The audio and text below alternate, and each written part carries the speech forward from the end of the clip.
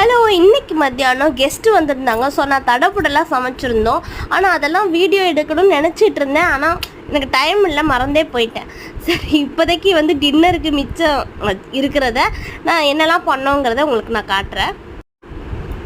வாங்க பார்க்கலாம். இன்றைக்கி மத்தியானம் பிரியாணி பண்ணியிருந்தோம், சிக்கன் பிரியாணி பண்ணியிருந்தோம்.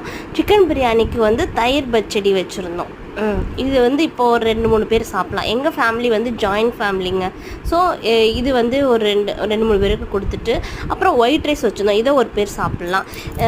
இப்போ ஒயிட் ரைஸ் பிரியாணிக்கு தயிர் பச்சடி வச்சுருந்தோம். ஒயிட் ரைஸ்க்கு நாங்கள் சாம்பார் ரசம் வச்சுருந்தோம். தொட்டுக்கிறதுக்கு சிக்கன் கிரேவி பண்ணியிருந்தேன். ஸோ நைட்டு இப்போ எல்லாருக்கும் பத்தாததுக்கு தோசையும் ஊற்றிக்கிட்டோம். ஏன்னா நாங்கள் சாம்பார் வச்சுருந்தோம், ரசம் வச்சுருந்தோம். ஸோ சாம்பார் கொஞ்சம் மிச்சமாக இருந்தது. ஸோ இப்படி தாங்க நான் இப்போ எதையுமே நான் கீழே கொட்ட மாட்டேன். நைட்டு எப்படியாவது மேனேஜ் பண்ணி முடிச்சு விட்ருவேன்.